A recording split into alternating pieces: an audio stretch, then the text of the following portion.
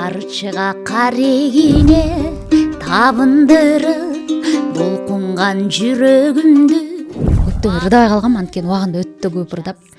Акыркы күндөрү өзүм комуз менен кыңылдап калганда анан концертимди ырдадым да. Эми дабирди алып коеюн, эми шабашка кыла коеюн деген ырчылар бар да. Ооба. Андай эмес да эми. Менде деле болот, адам деген напсини тыйыш кыйын да. Кандай жаңылыктар бар? Аябай уяты жок акмак дегенге чейин барган, анан ошондон кийин Мындай анализдеп көрдүңүзбү? мындай кийимди карап туруп элечи.